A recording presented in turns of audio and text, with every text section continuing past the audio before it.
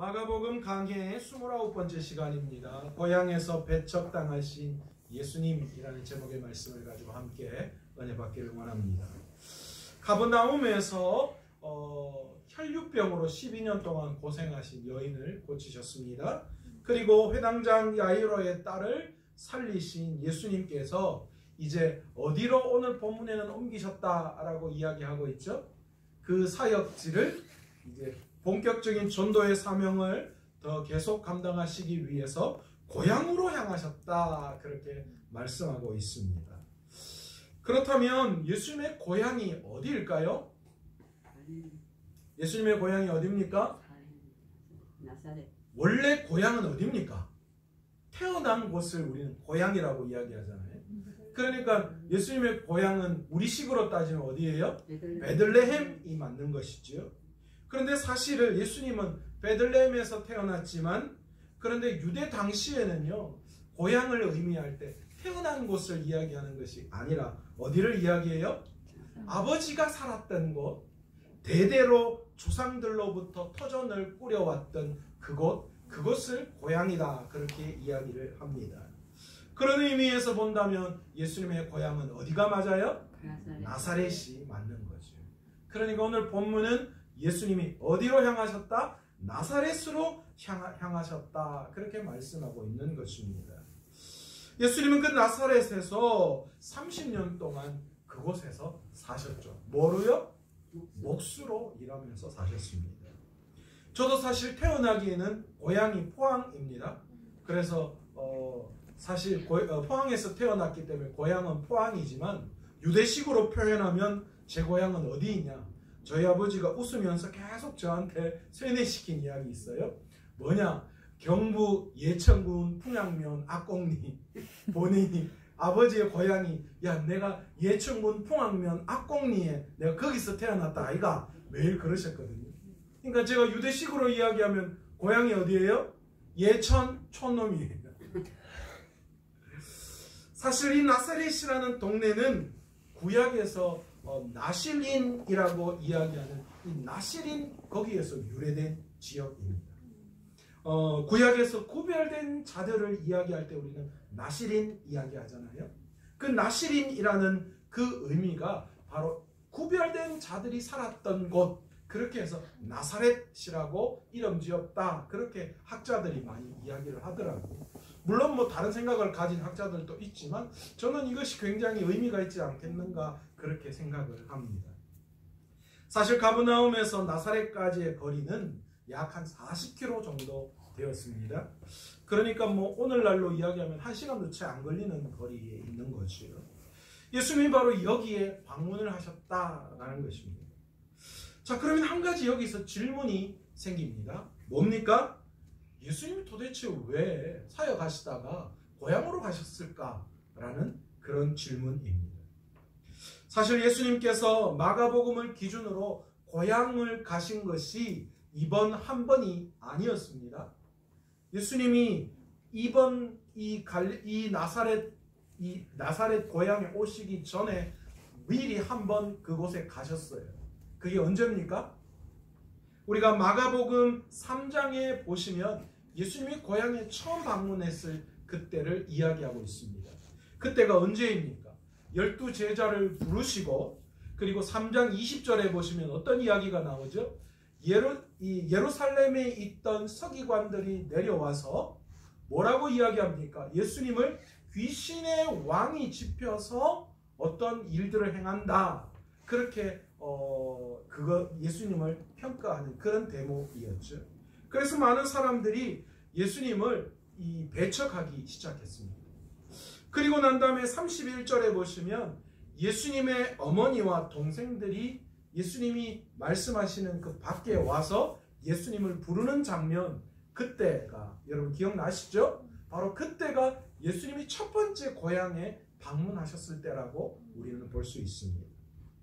그런데 여러분, 이때의 분위기를 한번 생각해 보세요.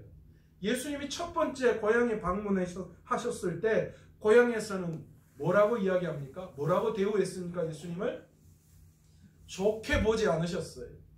가끔 제가 이렇게 특히 시골로 이렇게 가다 보면요, 참 재미있는 현수막을 볼 때가 참 많이 있습니다. 입구에 마을에 들어가면 플랜카드가 멋지게 걸려 있어서 서울대 합격 이래가지고, 또 아니면 누구 무슨 일을 해가지고 막 동네 잔치처럼 그렇게 현수막을 붙여놓는 경우를 보게 됩니다.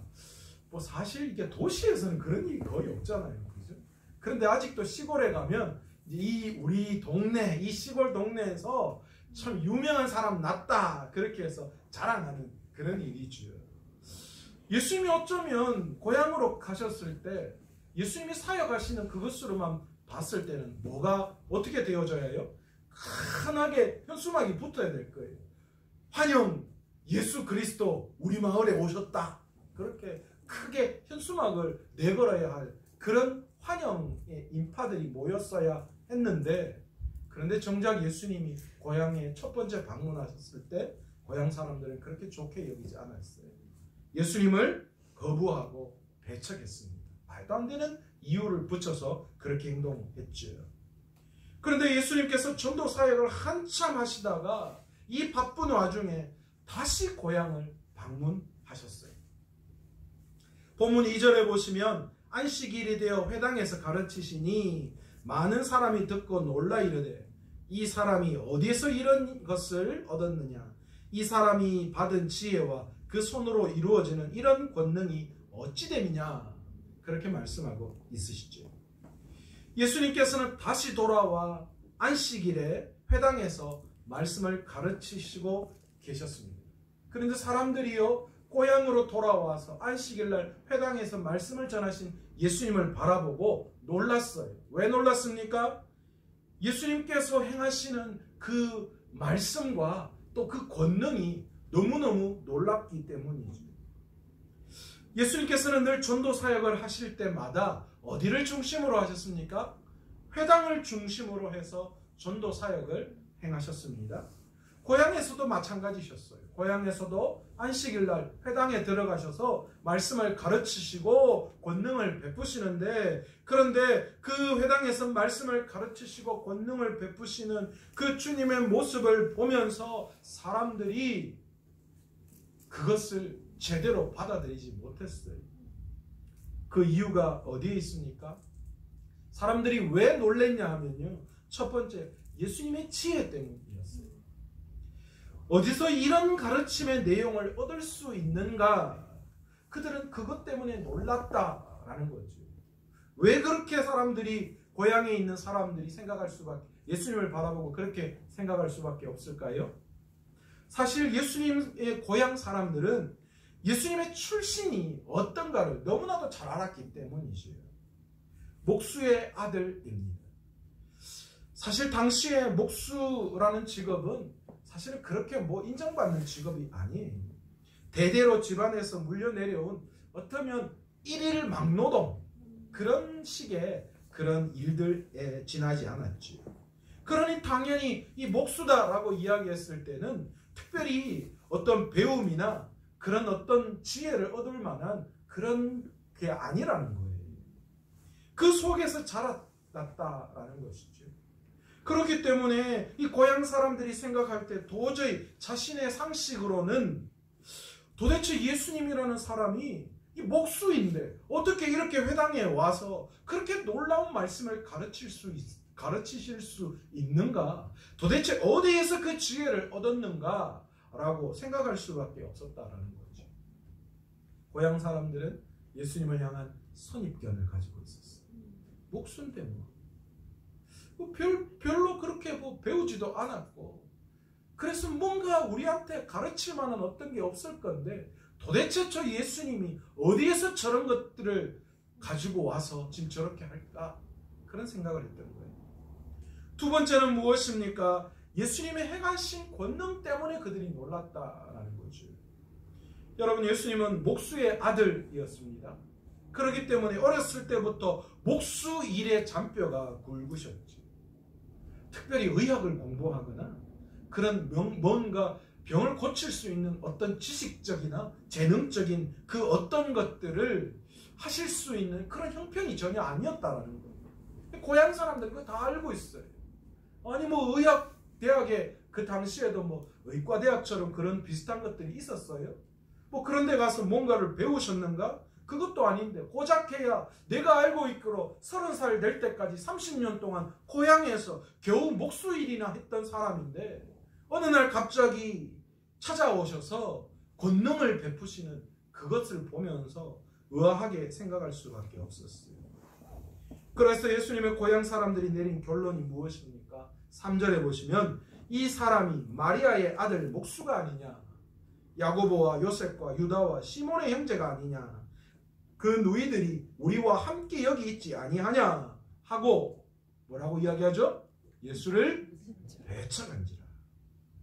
그렇습니다. 한마디로 고향 사람들은 지금 주님이 회당에서 전하신 말씀과 권능의 것들을 바라보면서 그 모든 것들을 배척했다라는 거예요. 첫 번째 방문과 그렇게 다르지 않아요. 그런데 그냥 배척한 것이 아닙니다. 오늘 본문의 앞에 나오는 말씀을 보면요, 상당히 예수님을 비아냥거리며 비꼬아 깔보고 이야기하고 있어요. 이 사람이 마리아의 아들이 아닌가라는 이 말. 여러분, 당시에는요 절대로 어머니의 이름을 붙이지 않습니다. 누구누구의 아들이라고 이야기했을 때 반드시 아버지의 이름을 붙입니다. 그러니까 예수님을 이야기할 때 뭐라고 이야기해야 되는 게 맞는 거예요? 요셉의 아들, 그렇게 표현해야 되는 게 맞는 거예요. 그런데 마리아의 아들이다 그렇게 부를 때에는 오늘날 우리식으로 이야기하면 뭐예요? 아버지 없는 자식 아이가, 그렇죠? 막대게 그냥 아주 깔보면서 과부의 자식 아니야, 그렇게 지금 예수님을 향하여 이야기하고 있다라는 거예요.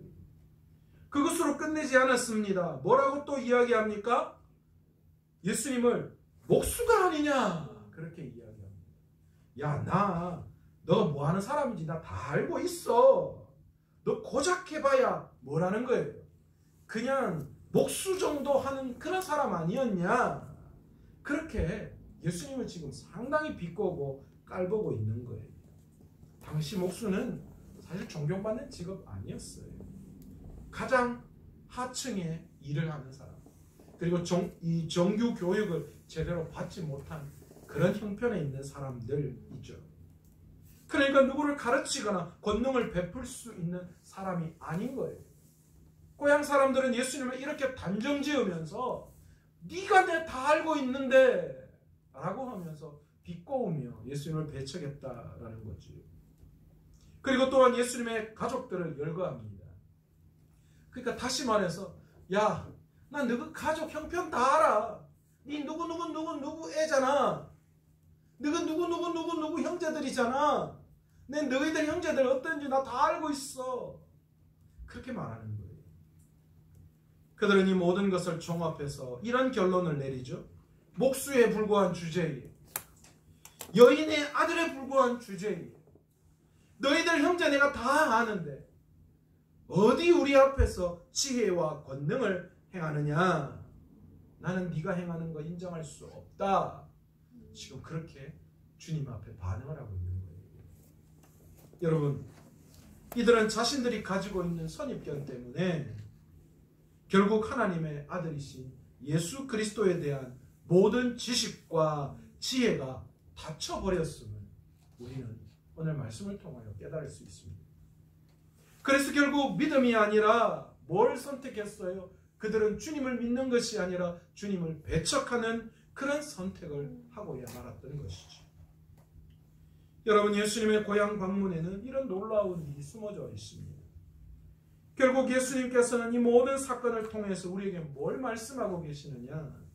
우리가 가지고 있는 선입견 때문에, 때로는 얄팍한 지식 때문에, 그로 인하여 하나님이 하나님됨을 인정하지 못하는 그런 일들이 우리 안에 일어나서는 안 된다는 거예요. 그런데 여러분, 우리 안에 그런 일들이 얼마나 많이 일어나는지 몰라요. 우리가 주님을 믿는다고 하면서 어떤 일 앞에서는 어떤 선택을 내려요? 아유, 이거는 안 돼, 이건 안 돼, 이건 될 수가 없어. 그런 불신앙의 믿음을 가질 때가 참 많이 있어요. 그래서 하나님보다는 내가 가지고 있는 지식과 내가 가지고 있는 그런 삶의 어떤 방법으로 말미암아 그 모든 것들을 해결하려고 하는 그런 생각이 참 많이 있죠. 여러분, 그 얄팍한 우리가 가지고 있는 지식과 또한 우리가 그 어떤 사건에 대해서 가지고 있는 선입견 때문에 하나님이 우리의 삶에 찾아오셔서 개입하시고 역사해야 될 그 모든 일들을 우리가 미리 막아버리는 경우가 너무나도 많이 있다라는 거예요. 우리는 자꾸만 우리의 생각과 선입견 때문에 예수님을 아는 것에 대해서 무지하고 우둔한 길을 자꾸만 선택해요. 그래서 믿음의 길을 선택하지 않고 자꾸 주님을 우리의 삶에서 내어버리는 그런 일들이 너무나도 많이 있다는 거예요. 여러분, 과학이 발달하고 세상이 점점 더 발전해 가면 그런 일들이 더 많아지는 것이 사실입니다. 오늘날 세상 사람들이 하나님을 왜 믿지 않습니까? 성경을 왜 믿지 않습니까? 도대체가 이해가 되지 않는다는 거예요. 도대체가 자신들의 생각으로는 그것이 맞지 않다라고 이야기하는 거예요.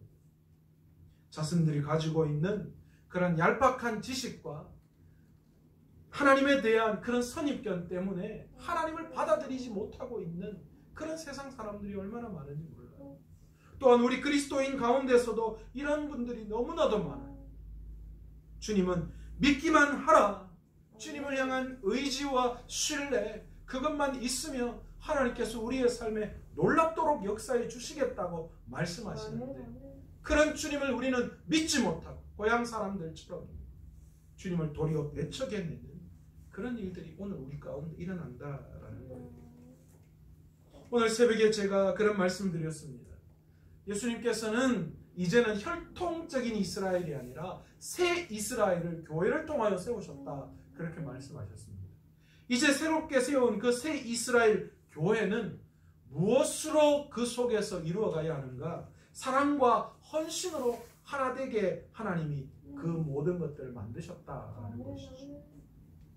그런데 서로가 다른 문화와 삶의 방식으로 인해서 서로를 비방한다면 우리가 알아야 할 것은, 우리가 그 비방하는 그 사람을 위해서 주님이 십자가에 달려 돌아가셨다는 거예요.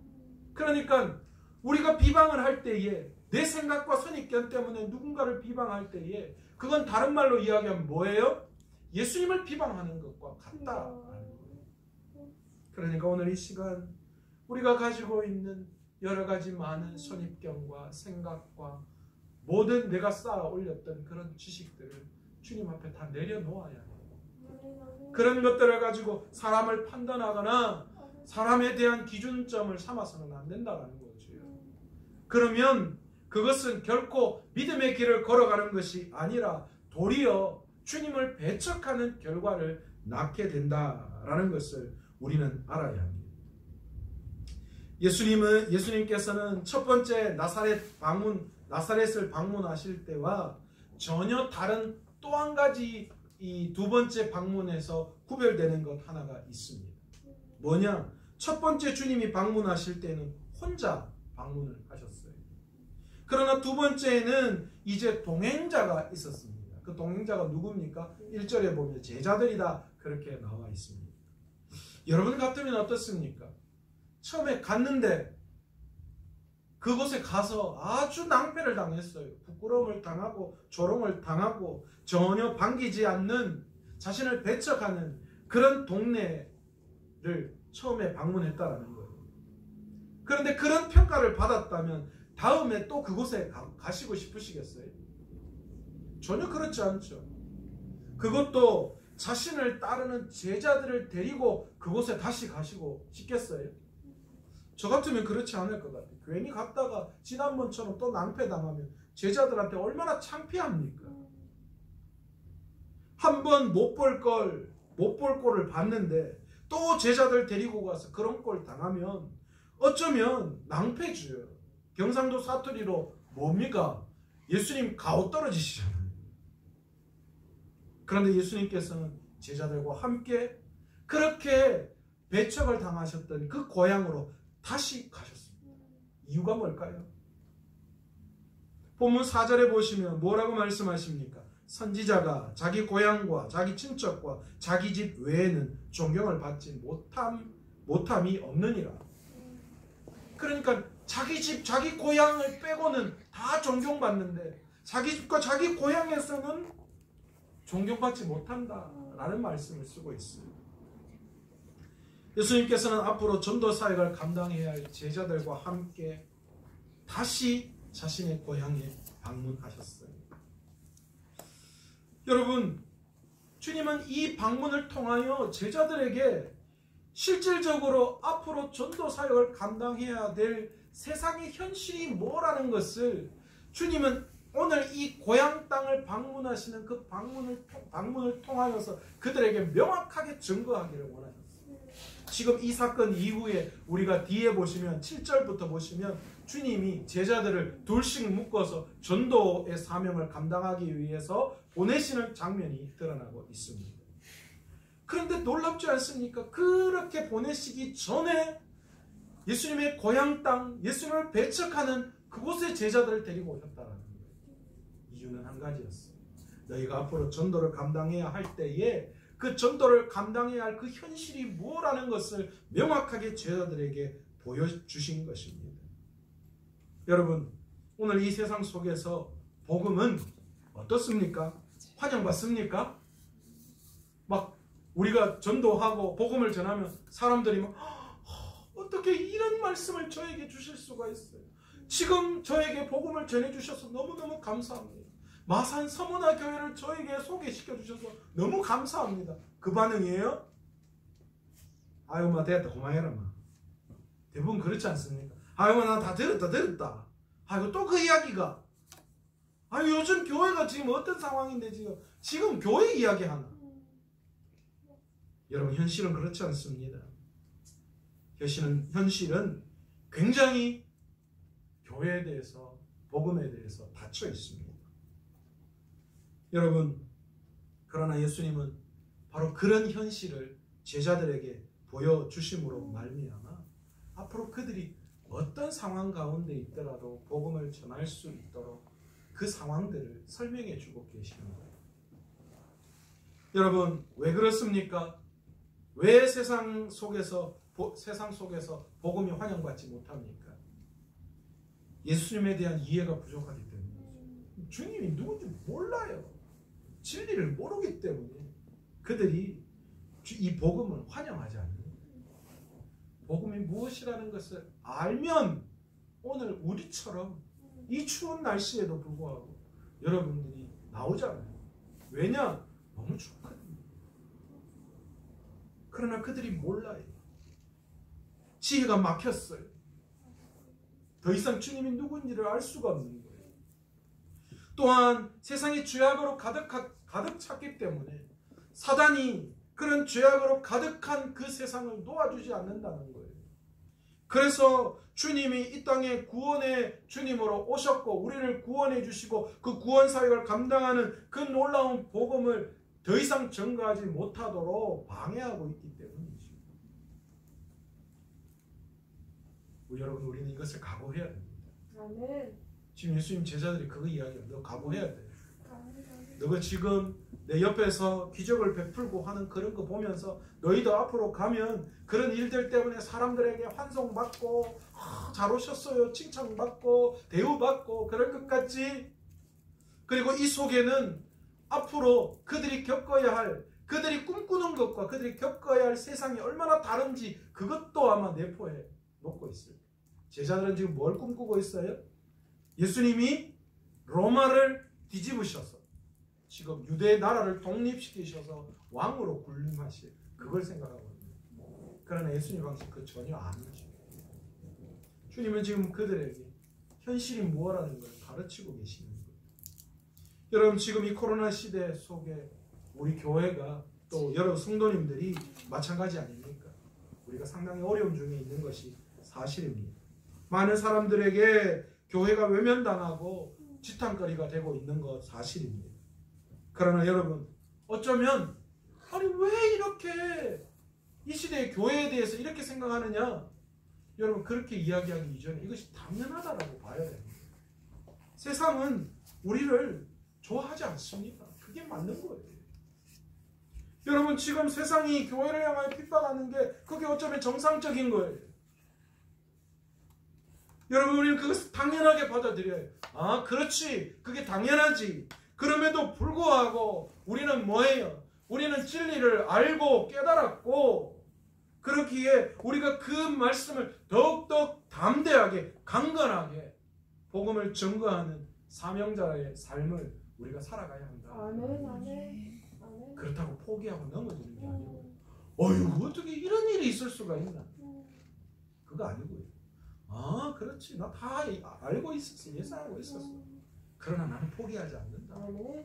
우리 교회는 포기하지 않는다. 아멘. 우리 교회가 꿈꾸지 못하는 일은 없다. 아멘. 우리가 이걸 당연히 받아들이고 나 다 알고 있었고 준비하고 있어서 그렇게 생각하고 더욱더 강건하고 믿음을 가지고 귀하게 우리에게 주어진 사명을 감당하고 나아갈 때에 우리 주님이 역사해 주실 줄로 믿습니다. 아멘. 나사렛 사람들, 주님의 고향 사람들, 그들은 자기가 가진 예수님에 대한 암, 지식 그것 때문에 예수님을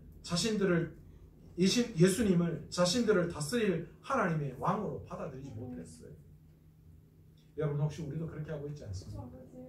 주님은 우리에게 진정한 왕이시기를 원하시고 아멘. 그 주님이 우리를 이끌어 나아가시기를 원하는데 우리가 우리 스스로의 그 얄팍한 지식과 믿음으로 말미암아 그 주님을 내어버리고 팽개치고 배척하고 있지는 않습니까? 여러분 신앙생활이란 뭡니까? 신앙생활은 내 삶에서 살아계신 하나님을 날마다 경험하고 알아가는 것. 아멘. 여러분 아멘. 그게 신앙생활이에요. 아멘.